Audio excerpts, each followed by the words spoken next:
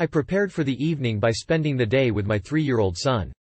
He and I shared an afternoon at an amusement park, and then later we went to the local playground until nightfall, around 8:30. I concentrated upon the beauty in his eyes and his smile.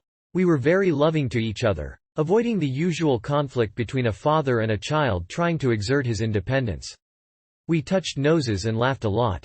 Around 9 my wife got home and I made her a meal. I skipped the food. At 10 I swallowed the hit of MDMA. For the next half hour I bathed the boy and talked with my wife about her day. I kissed the boy and my wife good night, and I went downstairs. It had been over 10 years since I had done any MDMA. The dose I had at that time was the last of a batch that had been manufactured when the substance was still legal. Since that time, I had not had access to any more. I remembered it being an exquisite experience. In the last few years I have been doing mushrooms 3 or 4 times a year. I have often wondered how it would be to do the mushrooms with MDMA.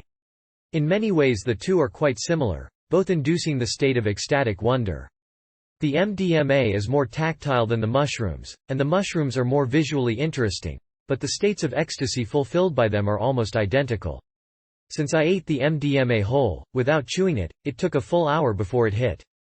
When the first waves of sensuous pleasure began rolling over me, I quickly crushed up the dried mushrooms and washed them down with fruit juice. Once this final chore was done, I settled in my chair and played Ravel's Bolero through my headphones. It's an ideal piece of music for climbing to the MDMA plateau. As the theme, which for me always brings to mind a loping camel riding across the desert, kept repeating, each refrain rising a little higher and a little louder, the MDMA coursed through body. By the crescendo I was there, where I wanted to be, that luscious spot of time when I cease and there is nothing but pleasure, pleasure more intense than even the best of orgasms, rolling and rolling through my body. The only thing about mushroom I don't like, and sometimes it's enough almost to keep me from doing them, is the rocket ride up. It can be a jarring experience. The emotional anxiety and the physical grittiness sometimes makes me feel like jumping out of my skin.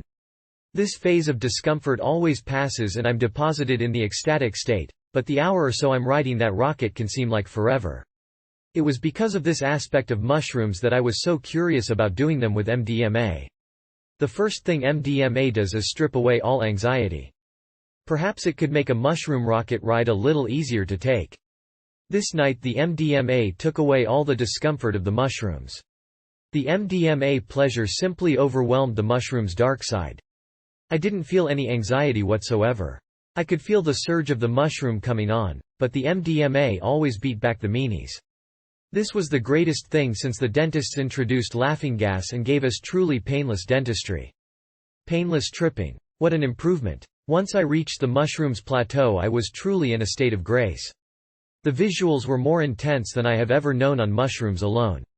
The room was alive with filigreed patterns as grand as a holy city and as fine as a spider's web. It was like the entire world was now made of crystal glass. The room became clothed in the holy purple.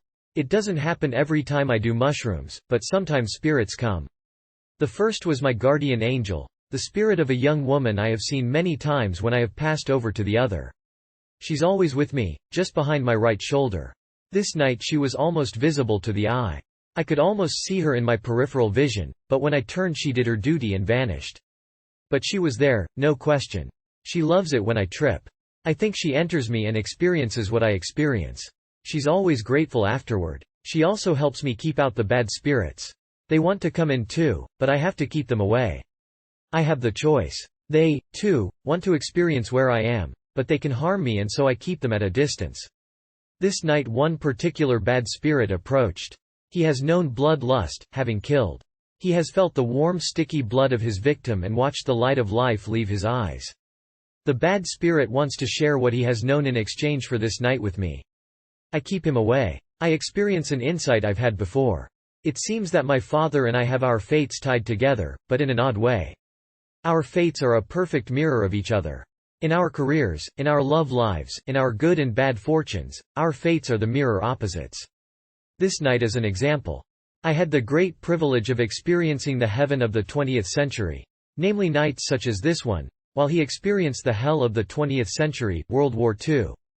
For every hour I have spent in ecstasy he spent in horror. He had the ultimate horror of taking a life. I want to tell my father that the spirit of this man is at peace, but I can't. I can't tell my father that I know this is true because the man's spirit has come to me and told me so. I was shown others who were tripping at the same time. There was this other serene tripper smoking a fat cigar. And then there was a room of college kids getting blasted out of their minds. I don't know if they could see me or not.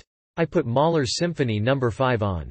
Such finely textured beauty. I am swept away. No more me, no more spirits, no more anything but the experience itself. For the next hour I don't exist. I am simply an opening into the other. And God, how I love it. I go to bed around 4. My wife has been sleeping soundly. For her my night passed in her dreaming.